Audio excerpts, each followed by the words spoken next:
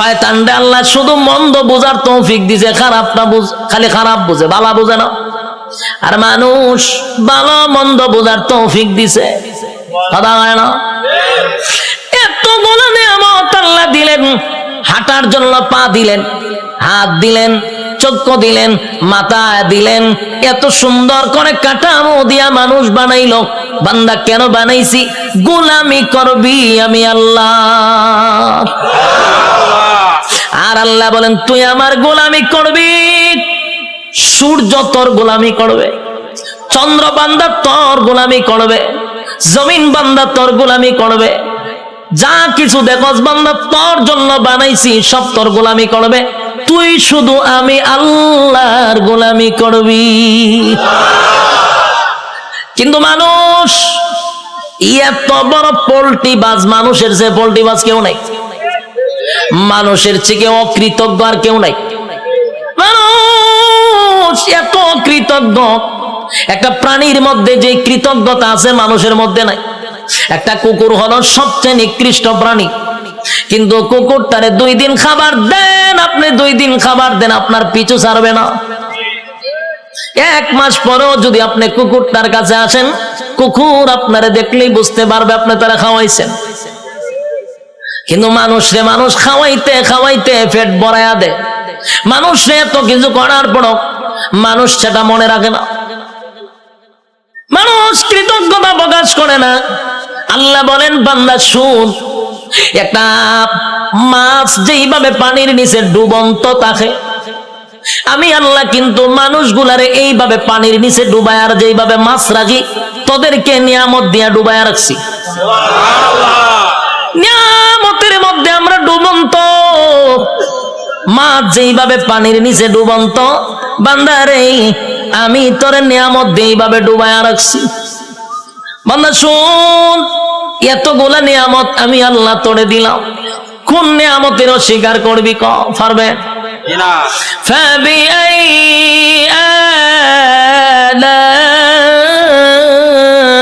আলাই রাব্বিকুমা তুকাযিবান।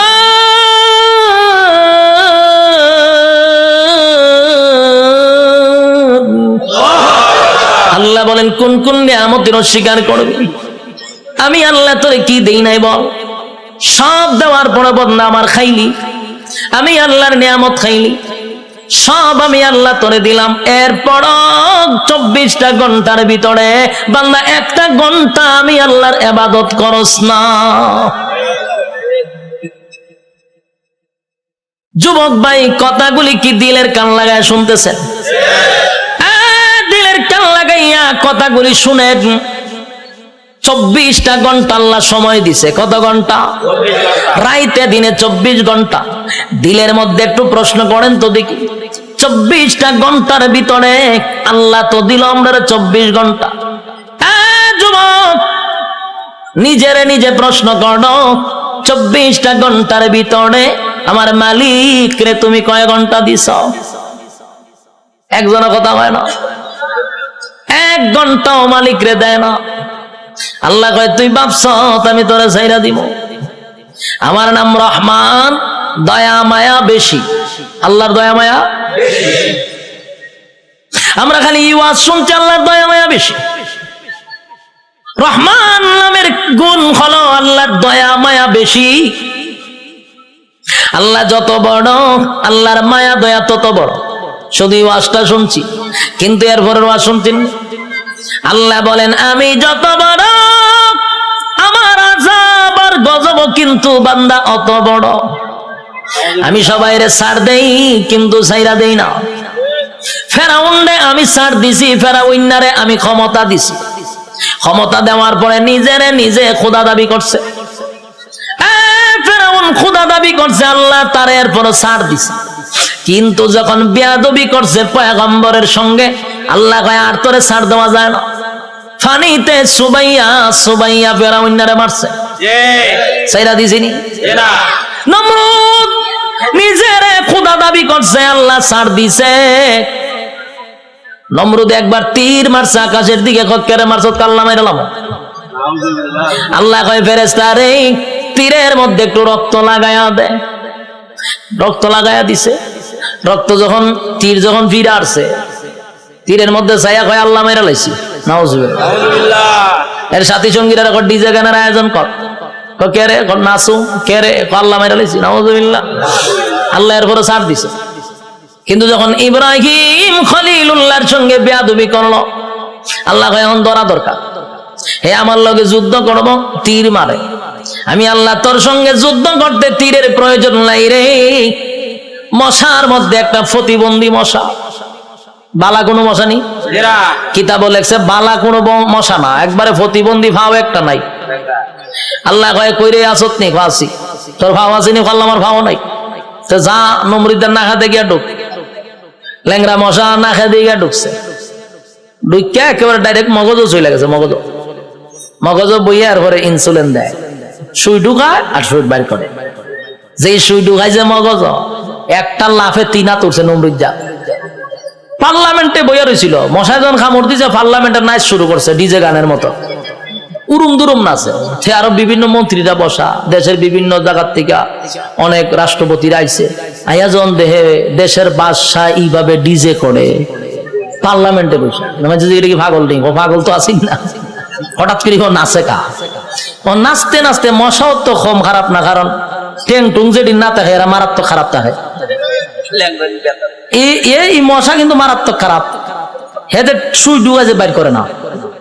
আর এইদিকে নমরুদ্দা ডিজে গানের মতো নাচতেছে, কোনোভাবেই ব্যথা কমে না, নাচে মানে ঘটনা কিটা যা পায় তা দিয়ে মাথার তা পায়, কোনোভাবেই ব্যথা কমতেছে না। হঠাৎ আসেন জুতা একটা গাছ, এটা জুতাটা মারছে মাথার বাড়ি, সেই জুতাটা মাথার বাড়ি মারছে। জিব্রাইলে আবার যোগাযোগ রাখতেছে মশার সাথে, মশারে ফোন দিয়া কইছে তাড়াতাড়ি ছাইরা দে, ইনসুলিন টাইনা তুল। যখন হের সুই টান্দা তুলছে, ব্যথা ছাড়ছে। এখন নমরুদে জুতার পাইছে, সব বনা কি একটা জিনিস বারে দিলাম, মাথার ব্যথা দিল সাইরা। জুতার মধ্যে কোনো ওষুধ আছে না? আসলে কি জুতার কোনো ওষুধ আছে? এটা আল্লাহ বেজ্জতি করার একটা সিস্টেম।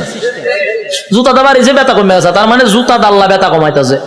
এখন এই জুতা রেখে দিছে দাঁড়ে, রেখে টেনশনে পড়ে আছে, কি ব্যথা উঠলো, জুতাটা বাড়ি দিলে ছেড়ে দিল।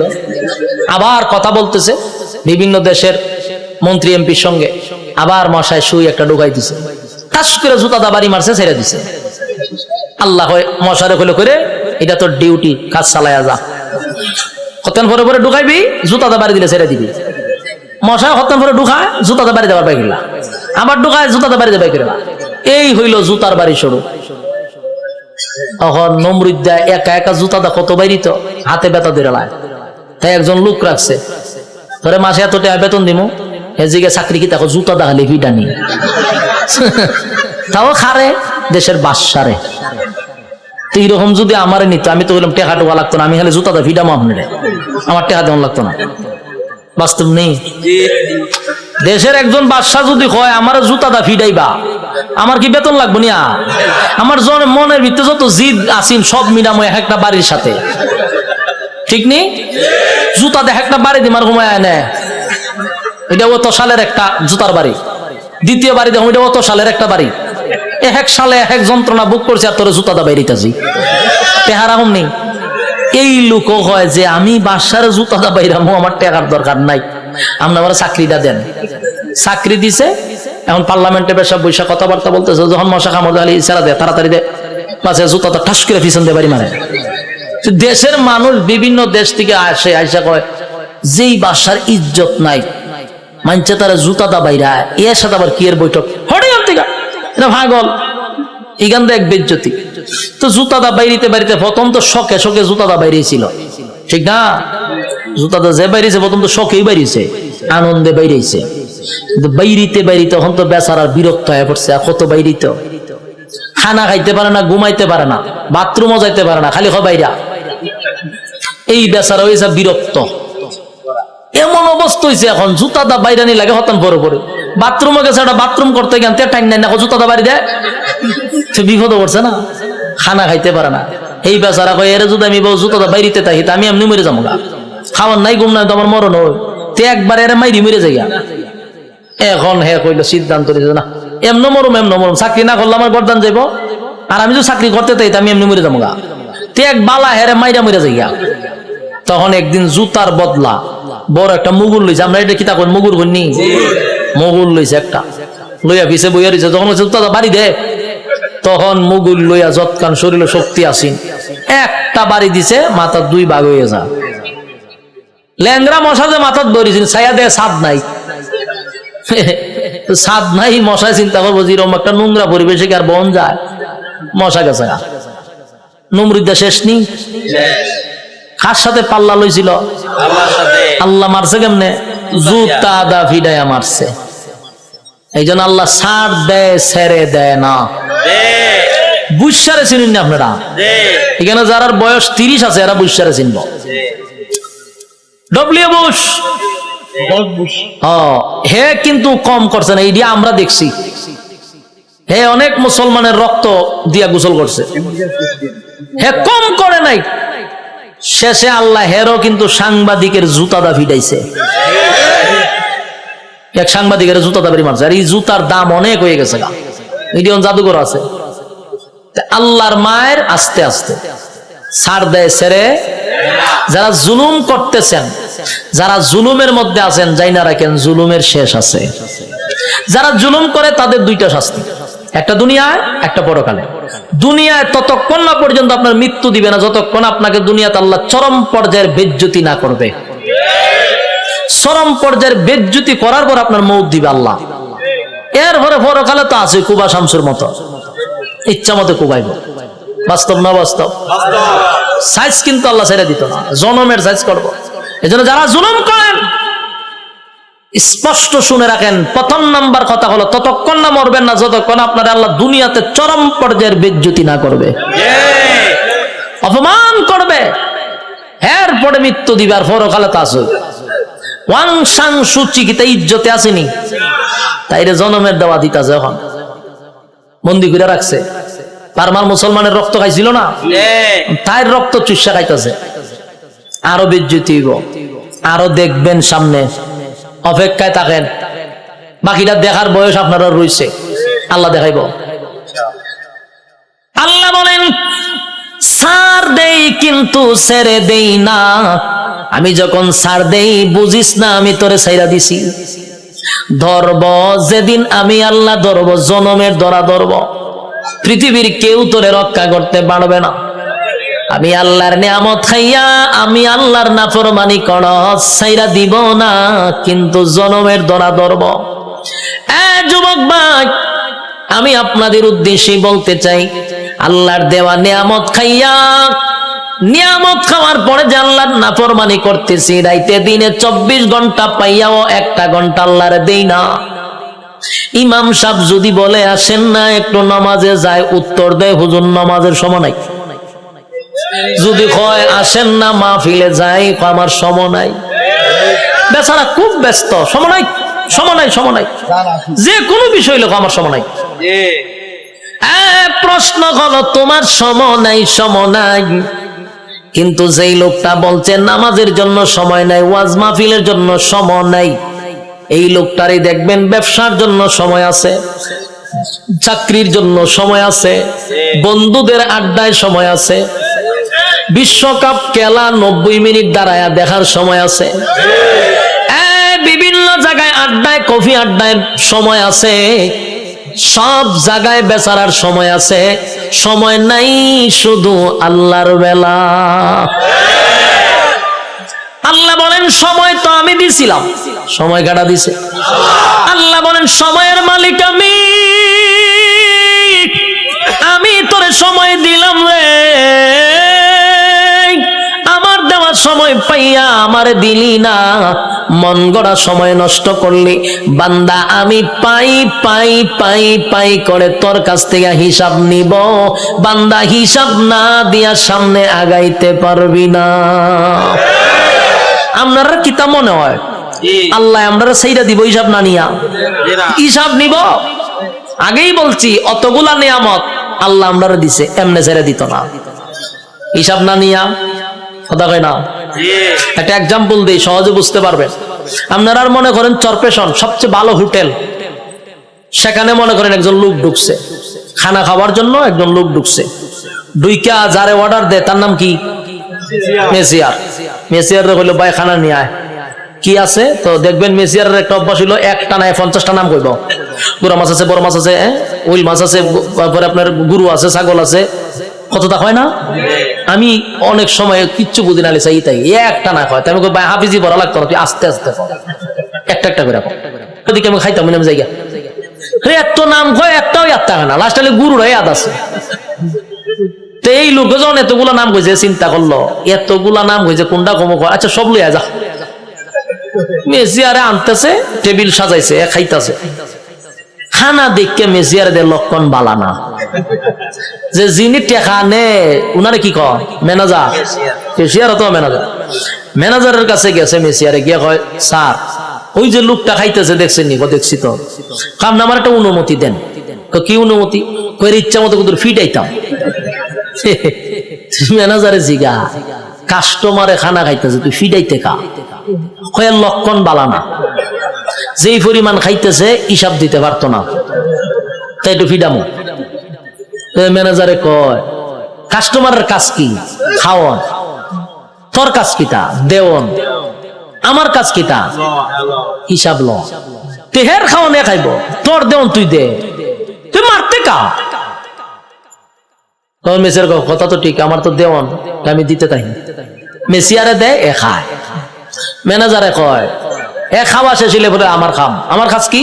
হিসাব নেওয়া। হিসাব না নিয়া, হিসাব না দিয়া বাড়ি তারবো, বাড়ি তারবো নি, যা পারে খাইতে থাক, তুই বাধা দিস না। ঠিক তেমনি ভাবে আল্লাহ বলেন দুনিয়াতে মানুষ যেই পরিমাণ কাম কু কাম, দিনের কাম রাত্রের কাম, সব কাম আমরা করি না? আমরার সাথে কিন্তু ফেরেশতা থাকে, 24 ঘন্টা ফেরেশতা থাকে। আমরারই কাম কু কাম দেখে ফেরেশতারাও আল্লাহর কাছে কয় আল্লাহ একটু অনুমতি দেন, কিতা কয় একটা আসার মাইরা জাগাত মুতায়া লাই। আল্লাহ জিগা ঘটনা কিতা? বলে যেই পরিমাণ করতেছে হিসাব দিতে পারতো না।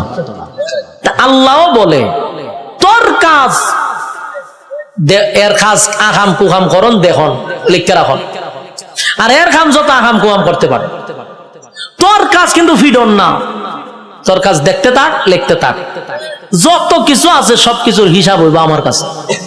বন্দা যা পারে করো, হিসাব না দিয়া সামনে আগাইবার কোনো সিস্টেম নাই। হাসরের মাঠে আল্লাহ হিসাব নিব পাই পাই কইরা, সাইরা দিবনি।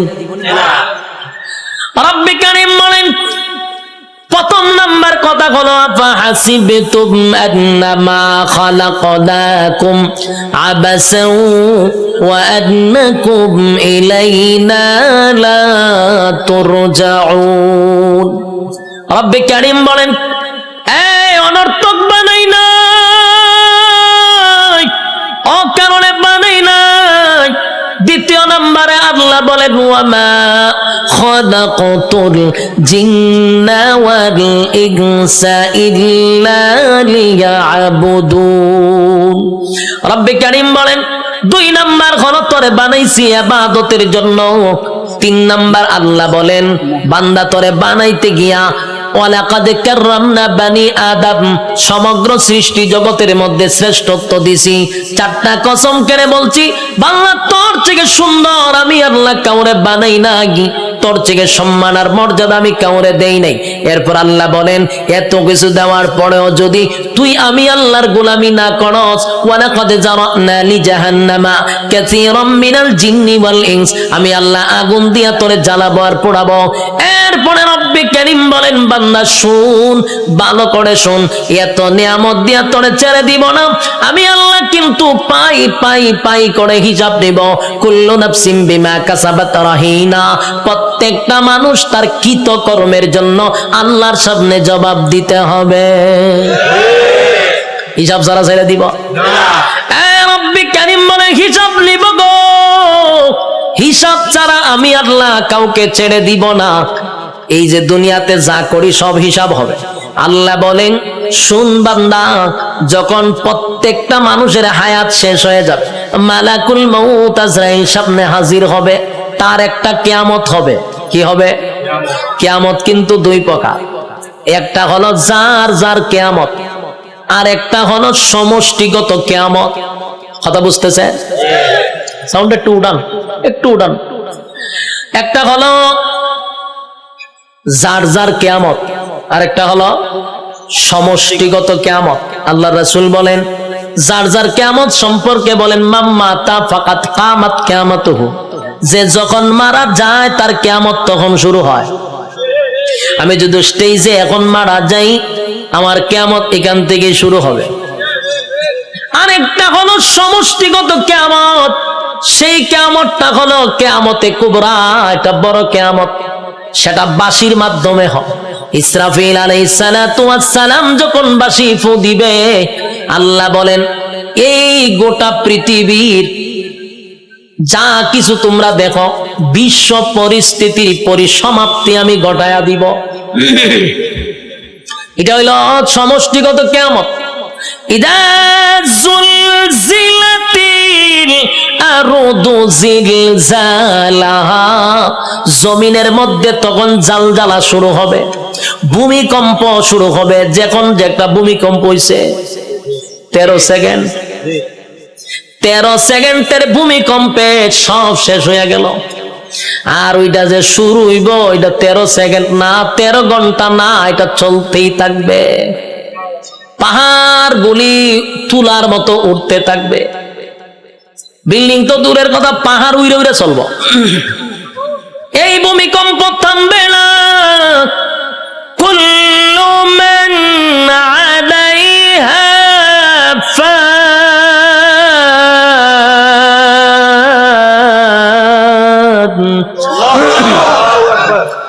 ওয়া ইয়াবকা ওয়াজহু ربك ذو الجلال والإكرام।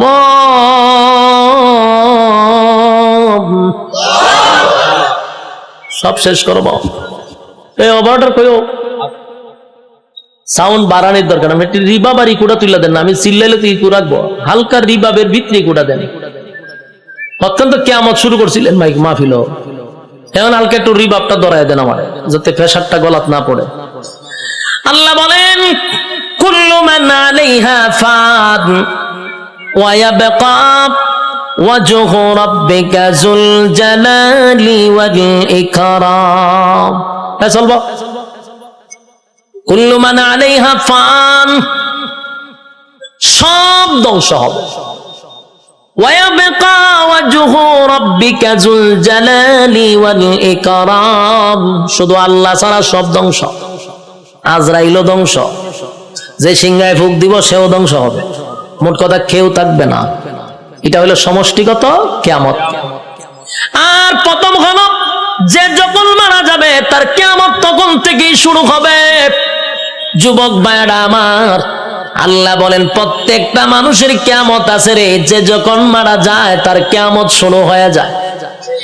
যেদিন মারা যাবেন, আল্লাহ বলেন হিসাব নেওয়ার জন্য আল্লাহ পুনরায় আবার আমাদেরকে দাঁড় করাবে। আলোচনার শুরুতে একটা কথা বলছিলাম, আমরা কিন্তু এই পৃথিবীতে পরীক্ষা দিতে আসছি, ইয়াদ আছে না? পরীক্ষা দিতে আসছি। বলুন তো রেজাল্টটা কোথায় দিবে? রেজাল্ট কিন্তু পরকালে হবে। আল্লাহ কয় রেজাল্টটা দেখানোর জন্য আবার তোদেরকে পুনরায় আমি জীবিত করব। আল্লাহ বলেন সিংহায় যখন ফুক দিব সব ধ্বংস হয়ে যাবে রে। সব ধ্বংস হওয়ার পরে সর্বপ্রথম আমি আবার জীবিত করব ইসরাফিল আলাইহিস সালাতু ওয়াস সালামকে। আবার আল্লাহ বলবেন সিংহায় ফু মার।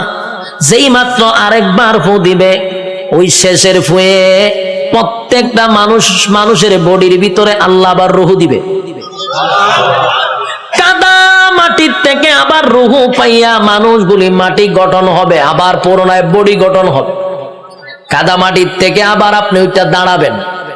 যেখানে দাঁড়াবেন, যেখানে বৈশা ওয়াজ শুনতাছেন, সে জায়গাটাই হবে হাসরের মাঠ। যেখানে বই আওয়াজ শুনতাছেন, এটা হাসরের মাঠ হবে। এই পৃথিবীটাকেই আল্লাহ হাসরের মাঠ বানায়া দিবে। কিন্তু এখনকার পৃথিবী আর তখনকার পৃথিবী একরকম নয় রে। তখনকার পৃথিবী আর এখনকার পৃথিবীর মধ্যে উল্লেখযোগ্য একটা বেশ কম থাকবে। এখন তো কত উঁচু উঁচু বাড়ি আছে, পাহাড় আছে, সাগর আছে, নদী আছে। তখন কিছুই থাকবে না, সমতল একটা মাঠের মতো। মানুষ সেখান থেকে দাঁড়াবে। আর বিজ্ঞানী বলেন মানুষকে আমি কেন দাঁড় করাবো জানোনি? দুনিয়ার জমিনে পরীক্ষা দিছিলি, আমি আল্লাহ সেটার রেজাল্ট তোর হাতে ধরায়া দিব। মানুষ গিয়া জমা হবে হাসরের মাঠে, কেউ পানি পান করবে, কেউ কলিজা পাটা পিপাসা লইয়া হাসরের মাঠে দাঁড়ায়া থাকবে। একদিন নয় রে, 2 দিন নয়, 50,000 বছর দাঁড়ায়া থাকতে হবে। সাধারণ কথা না, সাধারণ কথা না। পানির পিপাসায় জিহ্বা কুকুরের মতো বাহির হবে। আল্লাহর পয়গম্বর বরকতে হাত দিয়ে কাউকে পানি পান করাবে, আর কেউ পানি না পান করে হাসরের মাঠে দাঁড়ায়া থাকতে হবে। 50,000 বছর বাড়ির কাছে না, সূর্যের তাপে মানুষের মাথার মগজগুলি গলে গলে পড়বে, জিহ্বাটাও বাহির হবে।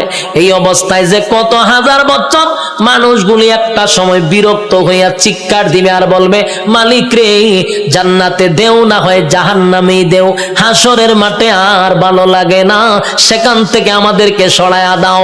আদম নবীর থেকে লইয়া ঈসা রূহুল্লাহ পর্যন্ত মানুষ সবার কাছেই যাবে একটু আল্লাহর কাছে সুপারিশ করার জন্য।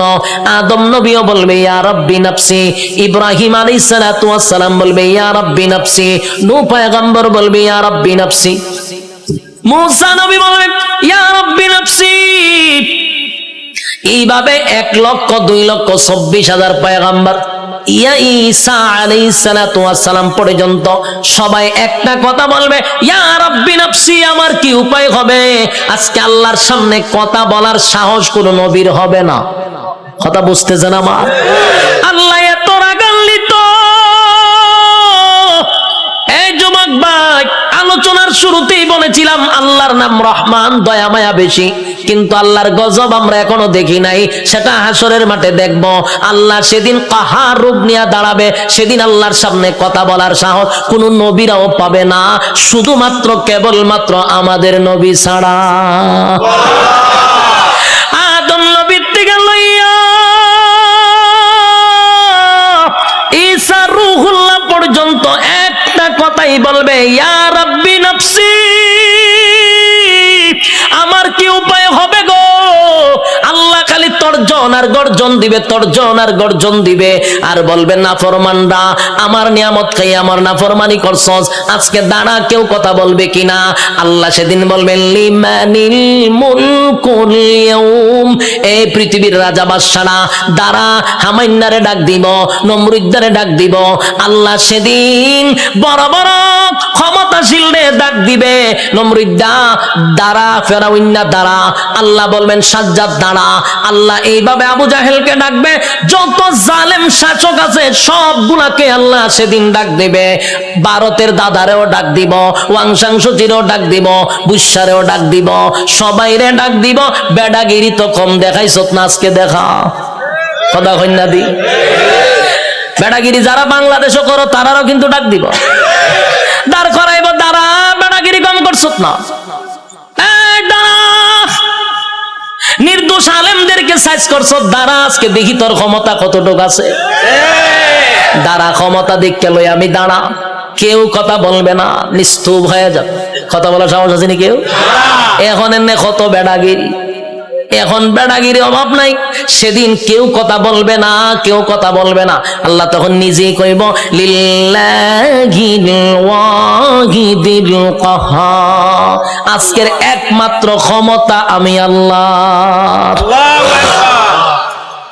এই ভয়াবহ পরিস্থিতিতে কেউ কথা বলার সাহস পাবে না। আল্লাহ নিজেই কোরআনে বলেন ইয়াউমা ইয়াফিরুল মারউ মিন আখিহি ওয়া উম্মিহি ওয়া আবি ওয়া সাহিবাতিহি ওয়া বানি। কিয়ামতের মাঠটা এমন হবে, মা তার সন্তানের পরিচয় দিবে না, সন্তান মার পরিচয় দিবে না, বাবা তার সন্তানকে চিনবে না, পরিচয় দিবে না, চিনলেও পরিচয় দিবে না। ভালো করে চিনবো, পরিচয় দিত না। স্ত্রী তার স্বামীর পরিচয় দিবে না। কেন দিবে না? একটা নেকির কারণে। যদি আমার কাছে নেকি চায়, কেউ কাউরে পরিচয় দিবে না। সেদিন কি কোনো পীর সাহেব তার মরিদানের পরিচয় দিব? কথা হয় না দি? ফিররা গিয়া কি মরিদানটা তালাশ করবো? ফিরও বলবে ইয়া রাব্বি নাফসি। সাধারণ জনগণ যে স্লোগান দিবে ফিরও সেই স্লোগান দিবে, কারণ ফিরের ক্ষমতা দুনিয়াতে আছে গরু ছাগল খাওয়ার, কিন্তু পরকালে এই ক্ষমতা নাই।